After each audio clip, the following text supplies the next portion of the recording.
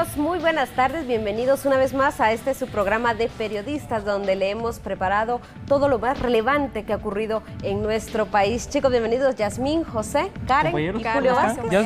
Buenas tardes. Estar con ustedes nuevamente compartiendo, como bien decía Carla, lo más relevante de esta semana, temas muy importantes, muy relevantes para que usted esté con nosotros en sintonía esta tarde. Así es, y es que en esta semana ocurrieron muchas cosas importantes, relevantes, cosas que de verdad los guatemaltecos nos sorprendió, ¿verdad, Julio? Que hemos vivido pues historias en nuestro país y cosas que de verdad a veces lo sorprenden a uno. Sí, totalmente, cosas que hemos tenido que ser los cronistas de estas historias que han salido en Guatemala y pues que sin duda van a tener una relevancia y un marcaje en la historia de qué es lo que está pasando en nuestro país y que muchas veces no son noticias muy buenas. Una serie de temas, compañeros. Esta semana pues hubo mucho movimiento, desde los motines que se suscitaron en las gaviotas, el tema de los migrantes fallecidos, también la suspensión de buses en algunas rutas, la ruta 22, la ruta 203, pero la verdad una semana bastante cargada, sobre todo la operación Ángelus de la Policía Nacional Civil. Por fin se logra la captura de los responsables de la muerte de estos dos pequeños que pues ustedes recordarán, en febrero lo tuvimos acá en TN23, una tarde pues para comentar, compañeros, pues un buen análisis. Karen. Bastantes temas, es que también se aproxima el día en que se conmemora el Día contra la Trata de Personas y es información que les vamos a trasladar en unos momentos. Así es, y es que para empezar a platicar sobre los temas relevantes, ¿qué les parece hablar un poco de el caso Gaviotas? Bueno, es algo que no nos sorprende, porque sabemos de que los jóvenes que están recluidos en ese lugar es porque no han tenido un buen comportamiento. Sin embargo, hay algo que todavía atemoriza a la población guatemalteca, más que todo a los vecinos que viven en ese lugar sobre los hechos. Con declaraciones bastante polémicas, ¿no?, de los familiares que estaban ahí alrededor de donde estaba ocurriendo todo este problema. Recuérdense, son dos motines en un mes prácticamente. Los familiares, los vecinos, Yasmín. Exactamente, y eso es un tema bastante polémico, donde hay mucha tela que cortar, donde hay muchas personas involucradas, ¿no, José? Un tema que sin duda pues tiene mucho de qué hablar, compañeros. Precisamente esta semana se hace viral en las redes sociales un video del año 2015, otro motín del 2015, donde se observa cómo estos jóvenes niños, dicen los familiares, atacan con un bastón en el rostro a una persona que en el momento pues queda fallecida. Realmente pues un tema de qué hablar, Carla. Así es, y es que como dice José, jóvenes niños, porque en ocasiones hay muchos, casi niños, 10, 12 años, que se meten a integrar estructuras criminales y que por ello es de que los aprenden, pues no se les va a corregir de la misma forma que un adulto y es por ello que son enviados a este tipo de correccionales como es Gaviotas o Etapa 2 y por ello es de que también muchas personas o los padres de familia dicen es que son mis bebés, ¿verdad? Como pues salió en un meme, ¿verdad? Hablando de los bebés. El video que se hizo viral, ¿no? Exacto, el video que se hizo viral, pero bueno, vamos a ver qué fue lo que ocurrió en esta semana. ¿Por qué estás enojado? Porque no nos han dado lo que pedimos, hombre.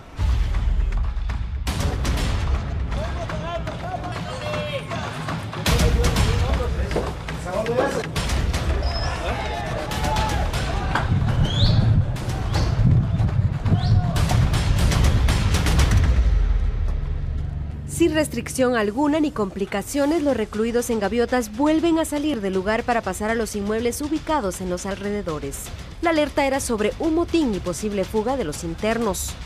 Vean ustedes el riesgo que corren los vecinos de este lugar, quienes están cerca de Gaviotas, debido a que acá forzaron la puerta. En este lado se puede apreciar cómo estos jovencitos, al tratar de ingresar por esta vivienda, forzaron la puerta. Acá dejaron regada una de las cervezas que traían.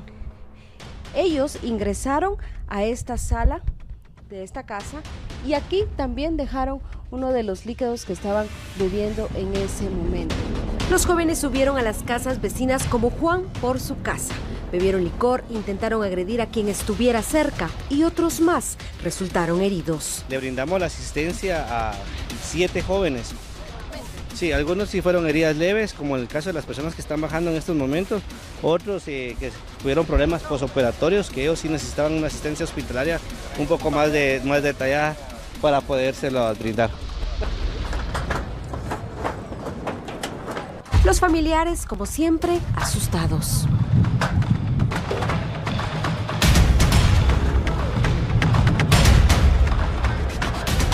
Ellos a veces empiezan, porque mira que el jueves los monitores estaban golpeando a uno de panza azul allá adentro. Entonces, ¿cómo ellos quieren que ellos cambien si ellos mismos los malmatan adentro? En estos momentos vienen haciendo el traslado de 10 menores. Los agentes de la Policía Nacional Civil, los antimotines, son los que vienen en este momento, los que traen a estos jóvenes que recordemos que iniciaron pues un problema esta mañana y que ya así pues hacen el traslado de estos jovencitos. Muchos vecinos sufren por vivir cerca de los internos. Los padres se mantienen agobiados por verlos encerrados, mientras los jóvenes aseguran soportar los malos tratos. Y al final, en menos de un mes, la historia se repite y muchos se preguntan ¿por cuánto tiempo más? Y es que nosotros pues hemos visto cómo es que estos jovencitos pues han tratado mal también a las personas que están alrededor.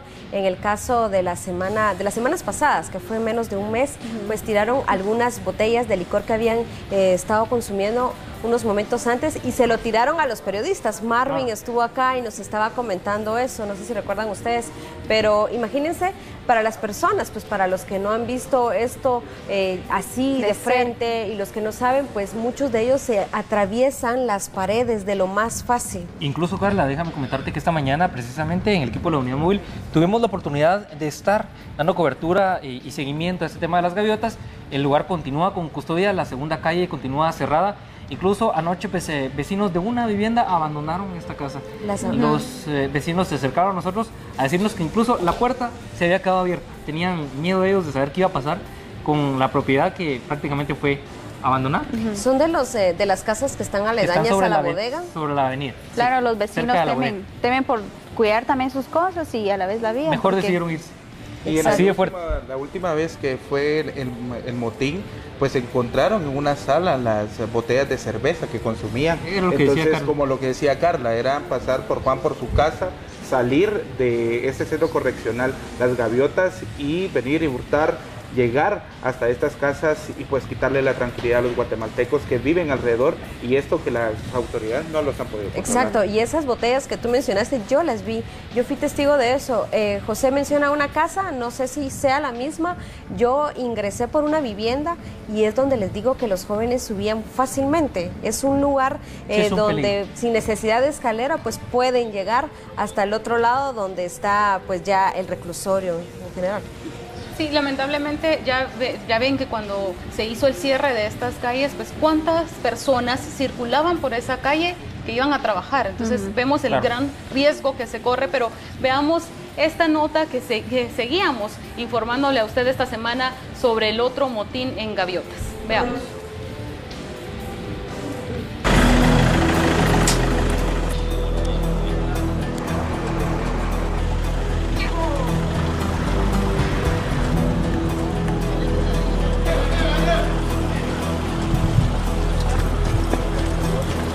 Los monitores no nos dan buena comida, no sirve la comida que dan, por lo mismo. ¿Quiénes empezaron eso? ¿Qué sector? Pues, ¿qué se amotinaron? Por eso, porque estaban queriendo pegarnos en la madre a nosotros y nosotros a ellos. Los cholos, nosotros somos paisas.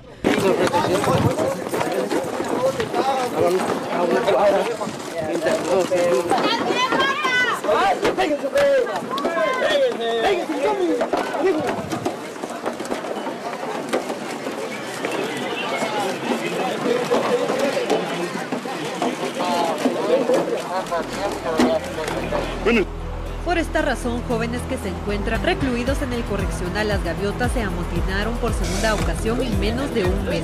Uno de los jóvenes que fue trasladado a un centro asistencial aseguró que la riña inició con una disputa entre los paisas y los cholos. Pero ahorita tienen unas varias ahí, se les van a ir encima a los monitores y a los antimotines. ¿Cuántos rehenes hay? Sí, no sé cuántos tienen, pero sí tienen.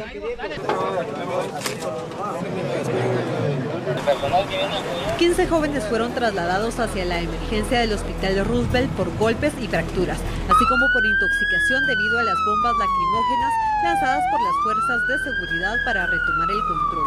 Otros jóvenes resultaron con heridas leves y fueron atendidos en el lugar. El ambiente se mantuvo tenso y explotó en horas de la tarde. Así es, y es que ustedes pues han observado cómo es que pues estos jovencitos se las han ingeniado para poder salir, porque incluso al siguiente día se dio la recaptura de 3 de ellos y fueron alrededor de 50 traslados los que se hicieron a Torre de Tribunales para que ellos vayan al preventivo de la zona 18, esto porque ya son mayores de edad. Es que otro punto, ¿cuántos jóvenes hay ya dentro de la correccional Gaviotas que ya sobrepasan la mayoría de edad? Entonces ahí es donde está el conflicto, donde no existe un centro donde esté este grupo de personas que no puede estar en el preventivo de la zona de no pueden estar en la correccional Gaviotas. Y esto precisamente es lo que genera las críticas de la población. Hay de todo tipo de comentarios en las redes sociales. Hay incluso videos de parodias con burlas y todo. Incluso aquí, miren, ustedes tenemos las cifras de los motines también, que fue el 13 de abril. También se dio otra el 3 de julio, el 24 de julio, donde se da a conocer que el 13 de abril hubieron varios heridos. El 3 de julio, 3 fallecidos. Exacto. Y es que también han sido pues varias personas las que han matado. Lo que comentaba José del video. El video que se hizo viral de los monitores que asesinaron. Con los mismos bastones de los monitores golpean a uno brutalmente en el rostro y una vez queda fallecido en este lugar. Las imágenes bastante crudas. Y lo que decía Yasmín tenía mucha razón. Las autoridades están en un dilema, pero todo llega hasta que no se reforme la ley Pina, que es lo que tiene amarrado de pies y manos a las autoridades. Si esta ley al Congreso de la República, si no existen los consensos y que no reformen esta ley, nunca vamos a pasar de esto. Van a seguir cumpliendo las penas que en la ley Pina dice, y si no se reforma esto, vamos a seguir teniendo a menores cumpliendo mayoría de edad dentro de Gaviotas, y esto va a ser siempre el mismo problema que nos van a dar estas correccionales, porque no solo las correccionales, sino que también los hogares. Esto es lo que pasa, que esta ley Pina, si no es reformada, no vamos a llegar a ningún lado. Claro, y es que también tiene que ver pues el ministro de Gobernación, quien daba a conocer, se pronunció, Francisco Rivas, daba a conocer también los motivos por los que estos adolescentes estaban amotinando, y es que, como ya saben, anteriormente ellos también solicitaban visitas conyugales, mejor alimentación, ellos cortarse el cabello al estilo que ellos desean, el vestuario. Entonces pues esas son las peticiones que ellos realizaban, y es el pronunciamiento del Ministerio de Gobernación. Más visitas, encomiendas y mejor alimentación son las peticiones realizadas nuevamente por los jóvenes remitidos a la Correccional de Menores Las Gaviotas, por lo que el ministro de Gobernación, Francisco Rivas, dio a conocer que el disturbio se generó por grupos denominados paisas y salvatruchas.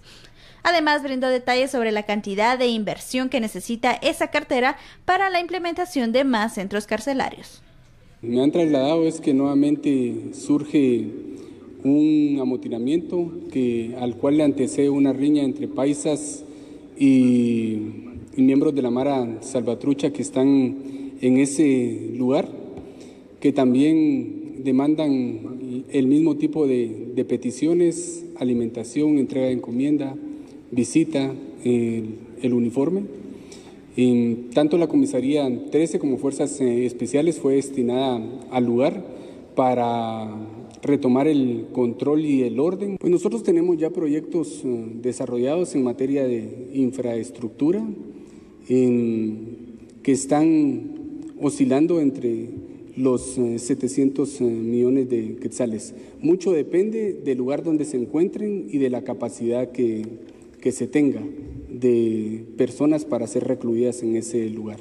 Hay proyectos que se pretenden desarrollar en la cárcel de máxima seguridad de Escuintla, en Santa Elena Petén, en Cantel y en otras unidades penitenciarias.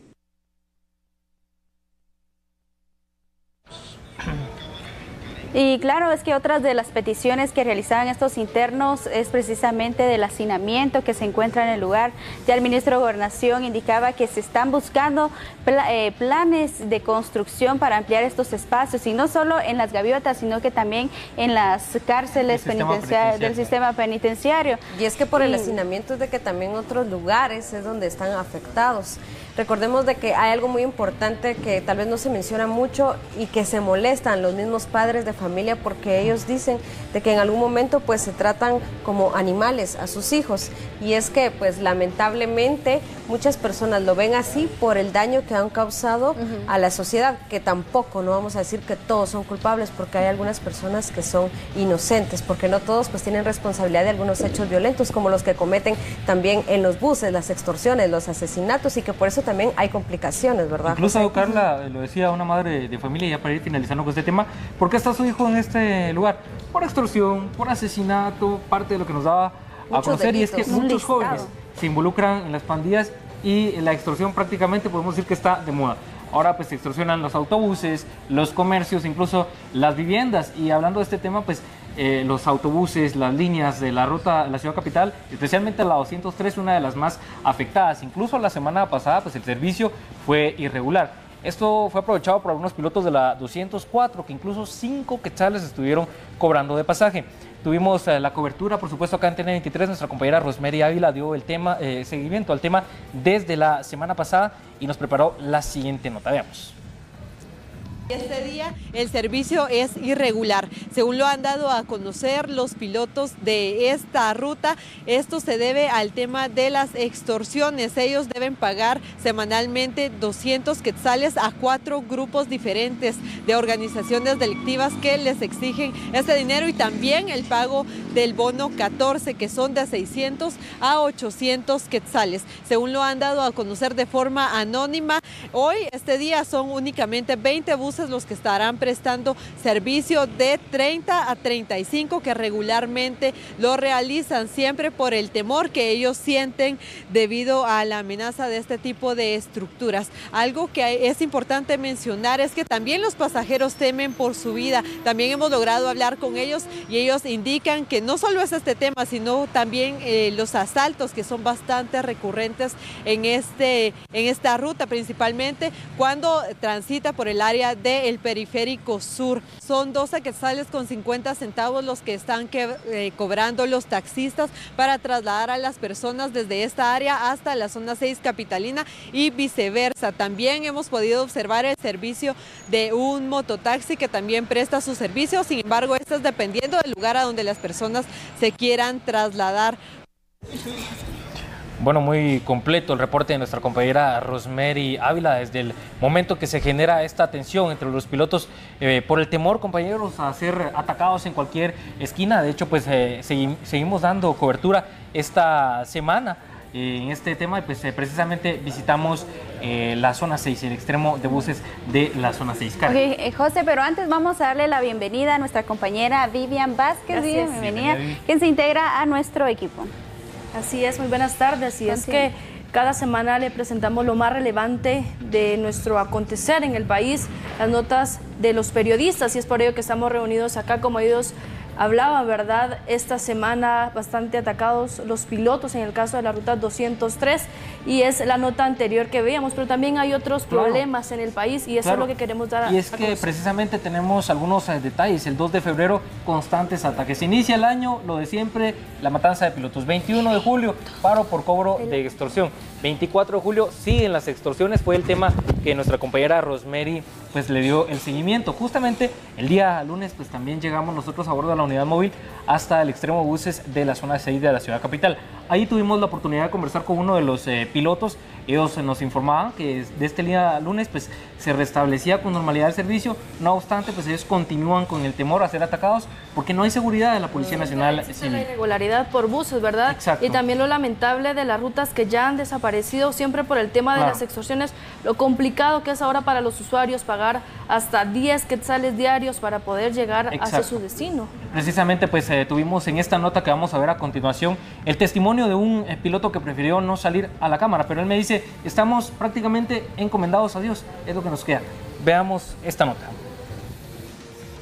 Nuevamente los pilotos de la Ruta 203 salieron a prestar el servicio que cubre desde la zona 6 hasta la Universidad de San Carlos. Fuera de cámaras, uno de los pilotos accedió a conversar con uno de nuestros equipos y solicitó a la Policía Nacional Civil asignar agentes en cada una de las unidades, ya que el reciente paro se debió a problemas de extorsión.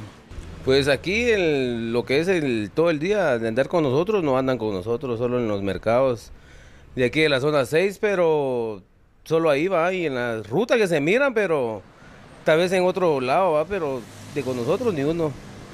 Ustedes como pilotos de esa ruta, ¿qué solicitan? ¿Solicitan presencia en los buses o patrullajes?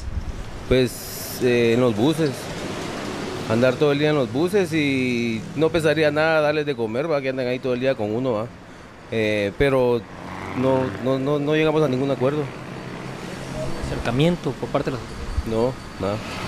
En relación al servicio, pues ayer observamos que no habían 203. Ya hoy pues pudimos observar algunos buses en la ruta. ¿Qué pasó? ¿Ya se restableció normalmente? Sí, ya entramos casi toda la flota, ya de los 25 o 30 que andamos, pero siempre encomendados a Dios, ¿va? Porque no tenemos seguridad alguna, ¿va? Al consultar sobre los términos bajo los cuales los pilotos aceptaron volver a circular, el entrevistado únicamente se limitó a contestar que habían logrado una negociación de pago con los extorsionistas. Bueno, lamentable la situación por la que tienen que atravesar los pilotos, no solo ellos, también el día jueves un ataque contra la Ruta 22. El día viernes prestaron el servicio con normalidad, pero cobrando 2 quetzales desde horas de la mañana. Prácticamente los castigados son los usuarios. Yasmín. ¿Cómo es esto que realmente no solo son los pilotos, como tú lo mencionabas? Esto tiene un efecto dominó. Va afectando a todas las personas, a los usuarios, a los vecinos. Incluso hay personas que llegan tarde a su trabajo porque no tienen incluso hasta despedidas pueden y estar esto, por eso. Recordemos que este problema de la extorsión fue precisamente de incremento por el problema del bono 14. O sea, llegaban a cobrar más de 1 millón de quetzales a las rutas.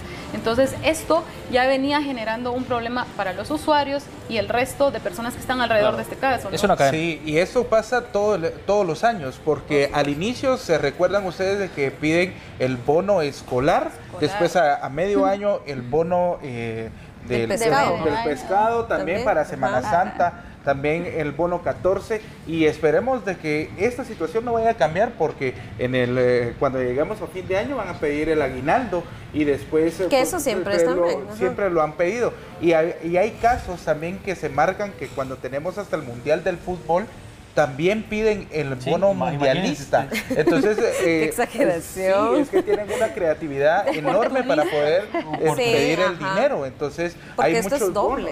Hay muchos bonos, y esto llega a perjudicar al piloto, y también hay muchas rutas que viven lo mismo, porque los empresarios lo único que necesitan es que dé la cuota. De ahí no se preocupan cómo lo vayas a hacer, o si vas a poner en riesgo hasta los usuarios o en la vida de los pilotos. Y precisamente en este tema de los usuarios, también la inseguridad ha llevado a muchos guatemaltecos a tener que emigrar hacia otros países y principalmente a Estados Unidos. Y muchas veces tienen un desenlace que no se esperan, y es la información que hemos tenido esta semana, con 4 muertes de personas cruzando el río Bravo y una persona en un furgón en San Antonio, Texas. Veamos. Este caso muestra la brutalidad de los traficantes de personas, aseguró el secretario estadounidense de Seguridad, lamentando las muertes sin sentido, que a su juicio son el resultado de las redes de abuso y muerte.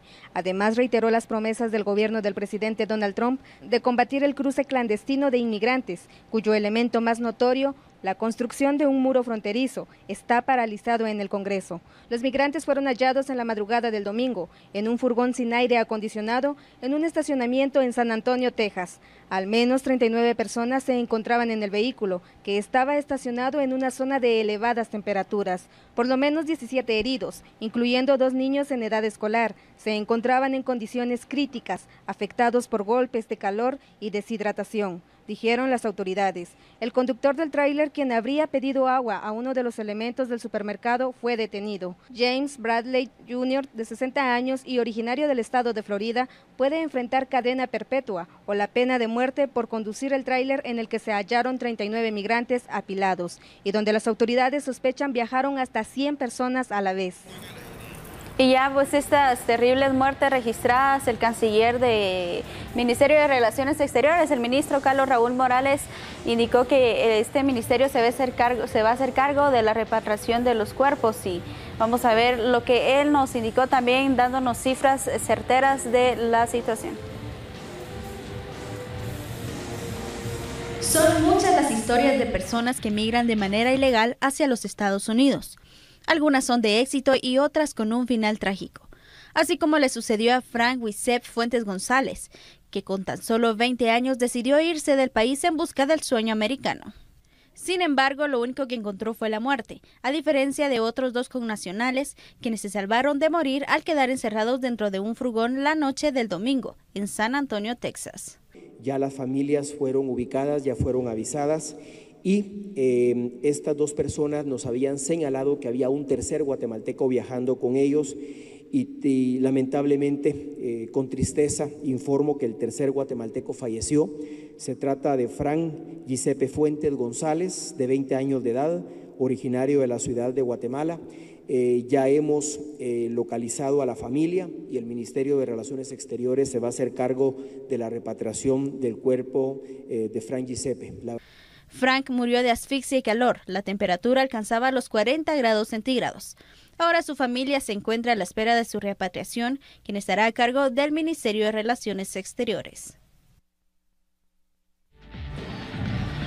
Y la nota que ustedes acaban de ver se trataba de Frank, es una de las víctimas del furgón, pero también existen otras que intentaban cruzar el río Bravo, donde se encontraban 2 menores de edad, y con esto pues ya se suman que aunque no haya estado en el furgón y no haya muerto, ya son 3 menores de edad que intentaron cruzar y llegar hacia los Estados Unidos. Que era lo que decía también, pues, de que lamentablemente por la inseguridad que se ve en el país, por la falta de oportunidades, muchos de ellos pues deciden irse a Estados Unidos para vivir el sueño americano. Lo que va del año, Carla, 239 guatemaltecos fallecidos en Estados Unidos y 62 en México.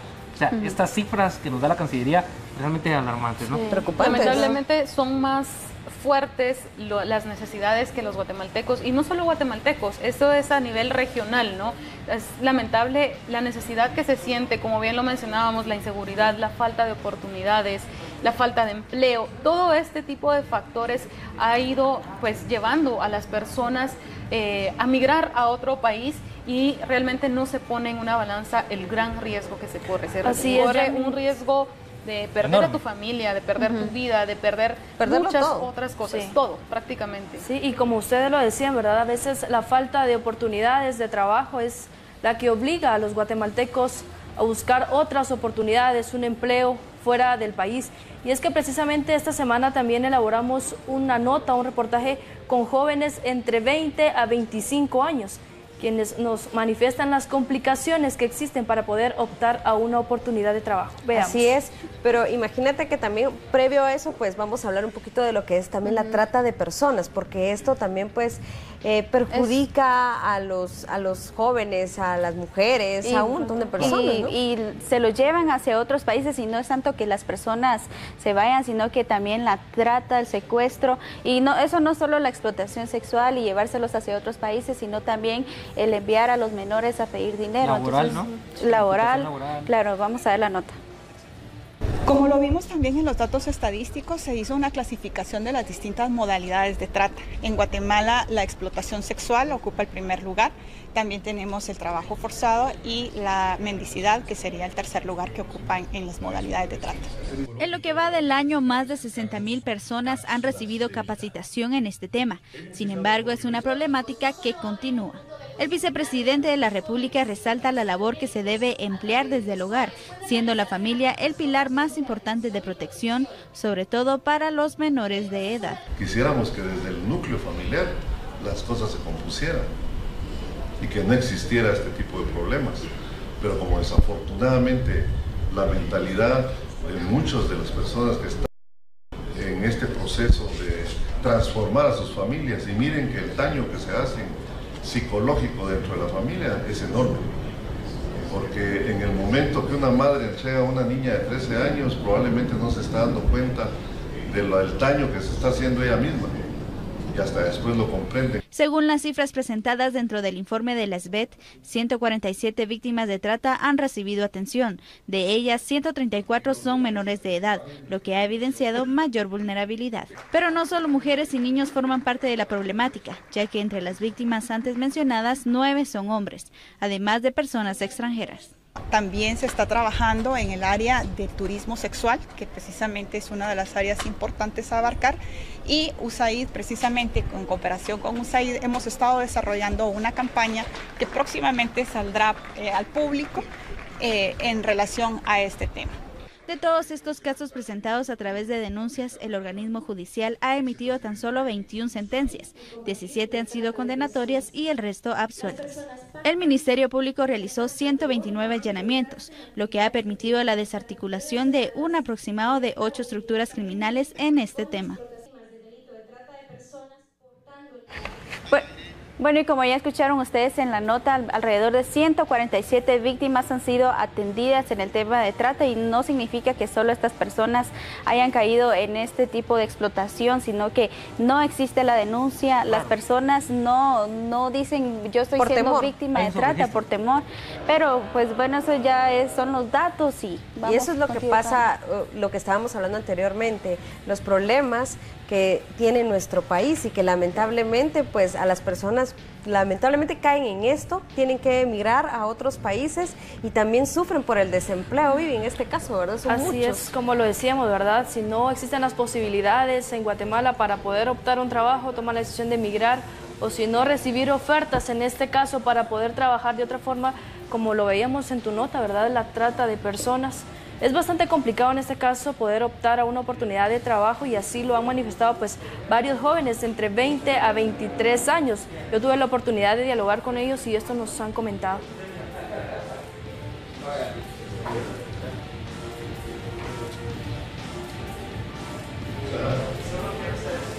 Es, como les decía, ¿verdad?, bastante complicada la situación del desempleo en Guatemala. Según datos estadísticos, 7 de cada 10 personas no tienen un trabajo formal, y también hay datos del Ministerio de Trabajo que el 75% de las empresas que prestan el servicio acá en Guatemala están de forma informal. Eso significa que no prestan, no dan las prestaciones, no pagan el bono, no hay vacaciones, no están afiliadas al IX. Imagínate que sean una familia de 10, o sea, 7 están en su casa y 3.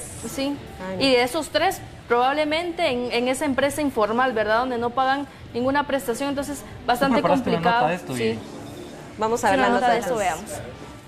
Las cifras del desempleo en Guatemala pues son bastante alarmantes, y es que según datos oficiales, 7 de cada 10 personas trabajan de forma informal, y hoy precisamente se llevó un festival para brindar oportunidades de empleo a todos esos jóvenes que están en busca de una oportunidad. Muchos se ven afectados y nos han comentado que llevan meses buscando esa oportunidad. Hace un año, sí, entonces primero Dios, tal vez hoy aplicamos para alguno, ¿verdad? Ya hace 2 años que estoy sin empleo, entonces salgo a buscar, pero es difícilmente encontrar por la situación que está ahorita viviendo Guatemala. Ya tengo ya casi un año de estar sin empleo formal, porque he tenido, pero solo son empresas textileras que le dan a uno un cierto tiempo nada más de trabajo, y le dicen a uno que son 2 meses de prueba, y a los 2 meses pues te sacan, ¿verdad? Entonces más que todo son temporales, y a la vez no hacen nada porque se te pasa el tiempo y no tienes derecho a ir, no tienes las prestaciones de ley. O sea, ahorita es realmente difícil, ya que las empresas se están viendo con mayor experiencia, lo que a nosotros los jóvenes nos hace imposible, porque no nos contratan por no tener experiencia, y si no nos contratan no podemos tener experiencia. Vemos esa necesidad de los jóvenes de poder salir adelante, y es que estas cifras son realmente alarmantes, y no solo de jóvenes que están trabajando de forma informal. También, según los datos del Ministerio de Economía, también hay empresas que están trabajando de forma informal aquí en el país. y la cifra es del 75%. Esto significa que las empresas no están pagando la bonificación de ley a los empleados, eso significa las prestaciones bono 14 y aguinaldo, y tampoco están inscritas al ICS. Bueno, y en esta oportunidad, como ustedes veían, personas manifestando que llevan hasta 2 años sin conseguir trabajo. Imagínense si uno a veces con 3 meses estando en casa, uno se desespera. Bueno, yo que no tengo hijos, atormentada. Esas personas que son madres solteras, complicada la situación. Es muy complicado que no tener un trabajo, no tener un sustento o una entrada fija para poder mantener a nuestras familias, porque si bien es cierto, tenemos familias o somos personas que estamos solteros, siempre hay que aportar a la casa. Claro. Y me daban un dato muy interesante una vez en el Ministerio de Trabajo, cuando me decía es que hay empleo informal en empresas formales. ¿Cómo es esto? Si usted da la factura y usted está trabajando bajo facturación, ese es un empleo informal. Usted no tiene un los renglones empleo 029 en el gobierno. Exacto, sí, eso es un trabajo informal. Entonces, las cifras solo se toman en empleos informales cuando son ventas en la calle, externo, cuando no se, cuando no se tiene un ingreso. Pero cuando hay empresas de que sí son empresas bastante grandes y uno tiene la necesidad de facturar, es un empleo informal. Estamos trabajando en algo tan informal si no tenemos las prestaciones de ley, y esto viene a incrementar más la demanda laboral. Exacto, y es que, bueno, hay muchas personas pues que logran, por lo menos como dice Vivi, a veces uno con 3 meses pues ya se desespera, pero a veces salen oportunidades. Vamos a ver lo de la Feria del Empleo. Experiencia, y si no Guatemaltecos que llegarán en busca de una oportunidad de empleo, solo 2.500 contarán con la suerte de conseguirlo. Este año implementamos la parte de emprendimiento pensando en que tenemos aproximadamente 40 empresas con 2.000 plazas, pero eso no es suficiente para la demanda de gente que viene. Esperamos en 2 días aproximadamente de 10.000 a 12.000 personas. En enero tuvimos 14.000 personas. Y es que realmente la necesidad de empleo en Guatemala se abre, es bastante grande la brecha entre la oferta y la demanda, y por eso nosotros estamos saliendo con una propuesta de emprendimiento que podría ser Uber, venta directa, una microfranquicia, y que entonces la gente que venga tenga acceso también a tener esta información para poder generar algún ingreso. Bueno, ya lo comentaba la directora ejecutiva de AmCham, que esta vez pues el festival tiene un área específicamente de emprendimiento. Acá nos encontramos con una de las empresas que viene a concientizar a la población guatemalteca para que pueda aprender inglés. Definitivamente así es, el ciudadano guatemalteco debe saber que el inglés es más que necesario para poder cambiar nuestra realidad, ¿verdad? No tenemos que esperar que venga el gobierno, que venga cierta entidad a ayudarnos. Nosotros podemos iniciar cambiando nosotros mismos, nuestro presente, ¿verdad? Y podemos hacerlo por medio del inglés. De los miles que vienen aquí a buscar trabajo, sabemos que es una minoría la que va a adquirir un empleo, y esa minoría se caracteriza por hablar inglés. Entonces se ha vuelto una necesidad para cambiar nuestra nación. Para ahorrarse tiempo haciendo largas filas para poder entrar al festival, pueden acceder a la página de Facebook de AmCham e ingresar al link que aparece en el perfil y preregistrarse. Y es que también la falta de oportunidades de un empleo es lo que hace a muchas personas deprimirse y llegan hasta el punto de abandonar a sus hijos. Imagínense ustedes, hay muchas personas que no pueden salir adelante solos, menos con hijos, pero lamentablemente lo que hacen es dejar a sus hijos. Es precisamente lo que decía Vivian, o sea, llegan a un momento de desesperación, pero donde tenés muchas presiones, deudas, tenés a tus hijos, 2, 3, 4 hijos. No tenés trabajo. Exactamente, entonces llevar esa carga realmente ha llevado a muchas personas, sobre todo mujeres, que han dejado abandonados a sus hijos. Este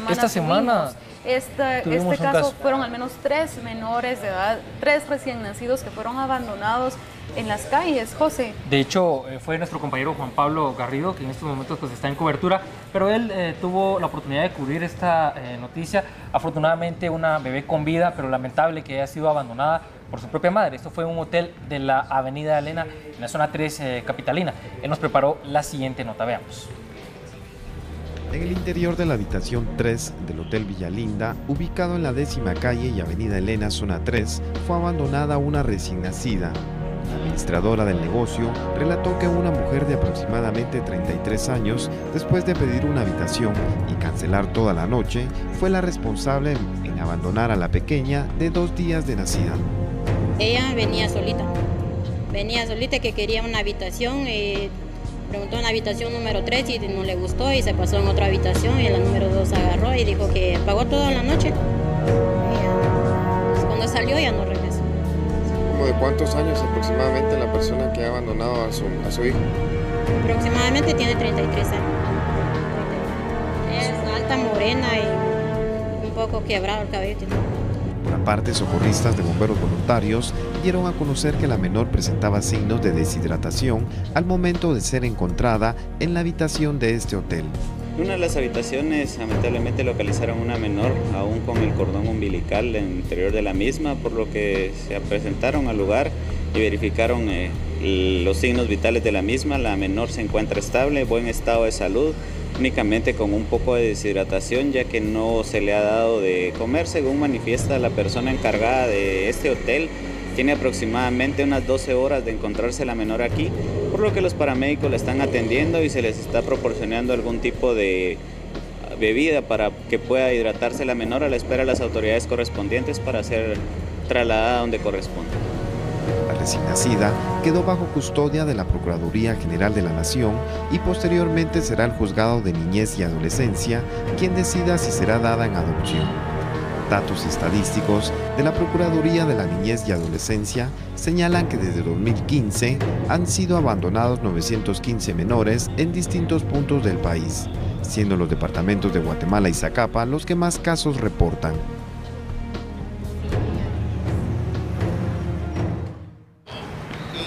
Bueno, Guatemala y Zacapa, los departamentos en donde más se reporta este caso pues lamentable.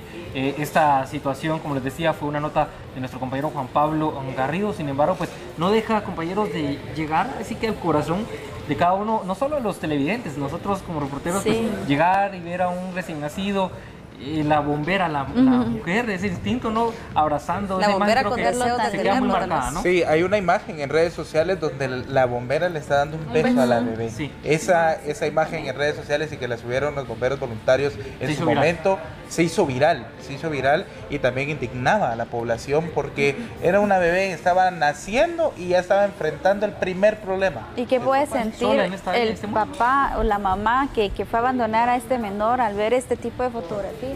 ¿Qué puede sentir? Es lamentable realmente ver este tipo de situaciones. En este caso vemos que esta semana fueron 3 menores los que fueron abandonados, recién nacidos prácticamente.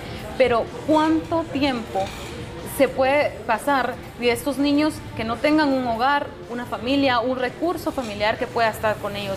En este caso ya entran o ya intervienen 2 instituciones muy importantes que tienen que hacer su trabajo. En este caso hablamos de la Procuraduría General de la Nación y del Consejo Nacional de Adopciones. Y mucha gente cree que al nomás encontrar a un bebé es llevado al Consejo Nacional de Adopciones y no es así. Muchas veces pasa 2, 3 años, hasta 7 años en proceso de investigación para que este niño pueda ser adoptado. Veamos esta nota, por favor.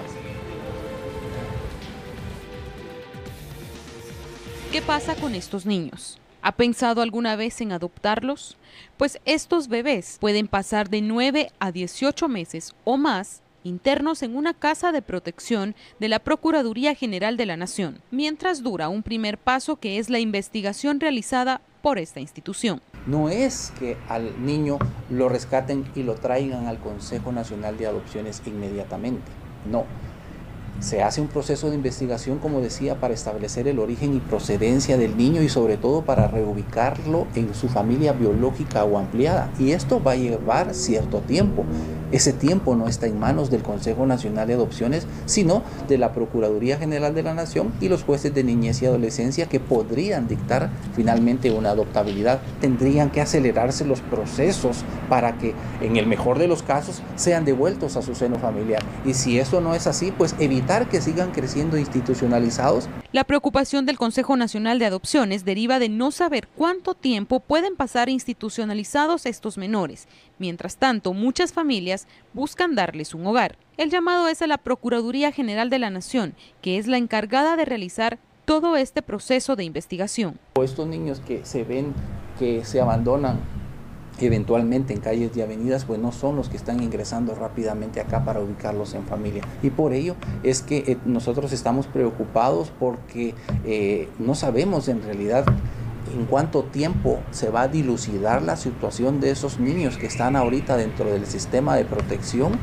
y que finalmente lleguen al Consejo Nacional de Adopciones. Porque sí tenemos familias interesadas en adoptar. Por eso es necesario que interinstitucionalmente se tome la conciencia de que cada proceso es un niño y que no se vea como un expediente, y así agilizar el caso para que se respete el interés superior del niño y finalice de una mejor manera para este niño, niña o adolescente que en este momento está encapsulado en esa fase de investigación.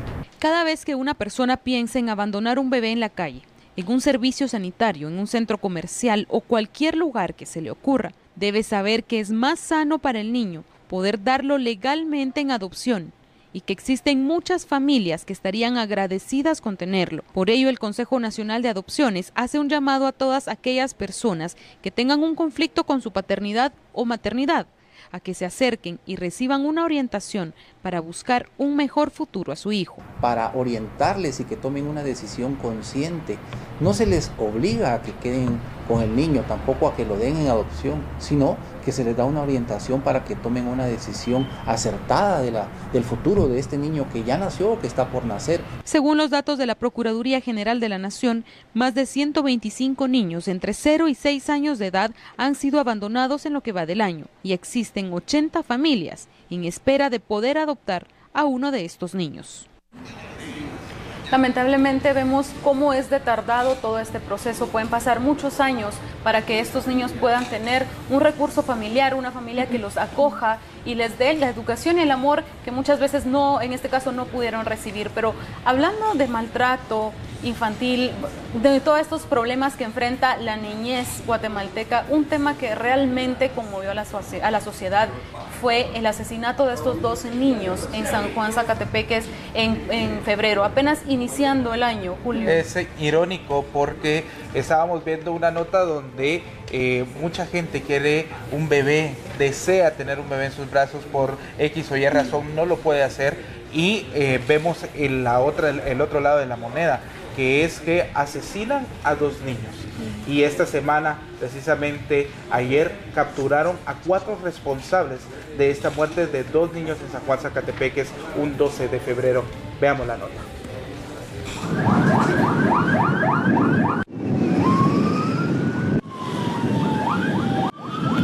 La Policía Nacional Civil llevó a cabo este jueves una operación denominada Angelus, llamada así porque resalta la calidad de ángeles de los 2 niños que fueron asesinados el pasado 12 de febrero en San Juan Zacatepeques. En seguimiento a la investigación del doble crimen, se desarrollaron 8 operativos en los departamentos de Quiché, Guatemala y Chimaltenango. Durante los allanamientos fueron capturadas 4 personas: Francisco Batensol, de 36 años, Juan Pedro Mejía, de 32, María del Rosario Pachán, de 32, y Augusto Batensol, negociador. Juan Peruch Mejía, de 37 años de edad, se le notifica la orden de captura por los delitos de plagio y secuestro y asesinato en contra de los menores de edad, Oscar Armando Top Cotzajay y Carlos Daniel Chiquín Top, de 11 y 9 años de edad respectivamente, secuestrados en fecha 10 de febrero del año 2017 y encontrados fallecidos envueltos entre unos costales en fecha 12 de febrero del año en curso.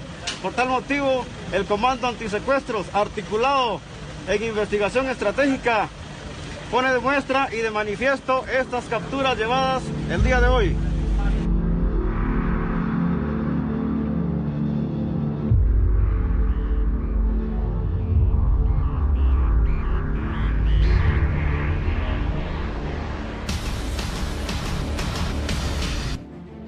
Las autoridades refirieron cómo evidenciaron a las personas que habrían planificado el secuestro de los niños. Y el mensaje lo vamos a repetir una y otra vez. El que la hace, la paga.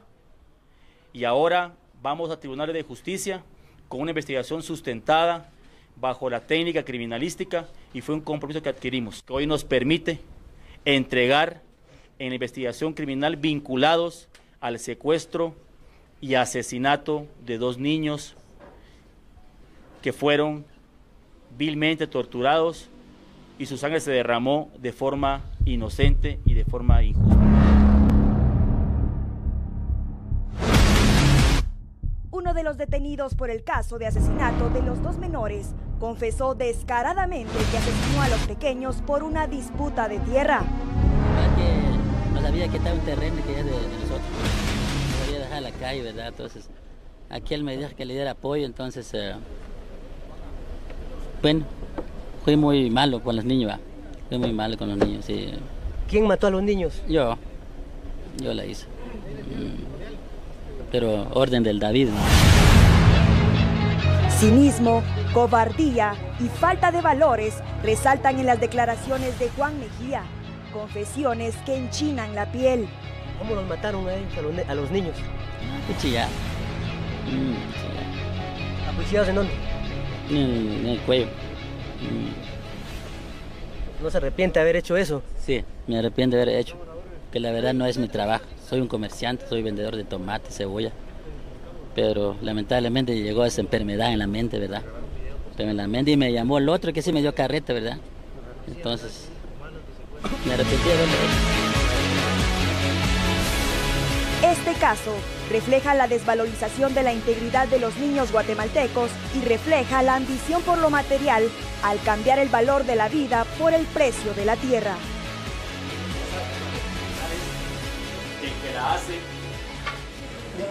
Y es que muchas personas están comentando pues qué descaro el que tuvieron estas personas al indicar de que ellos los habían asesinado a estos 2 Todo pequeños. un pueblo lloró a estos niños. Yo recuerdo que tuve la oportunidad de ir al velorio de estos niños, sus compañeros, sus maestras, sus vecinos, en fin, pues muy queridos estos niños que lamentablemente el niño que decía fallecieron. que se había despedido de él, que lo había Era visto compañero incluso acólito ese día antes de morir y se despidieron en el camino, ¿no? Pues espero lo que impacta de verdad es el cinismo de esa persona que dice, yo los maté. Los niños lloraron y los maté con un cuchillo en el cuello. Lamentablemente. Imagínense, de verdad qué descaro de esa persona. Y es que lamentablemente estas son las noticias pues que a nosotros nos impactan y también nos duelen por ser guatemaltecos.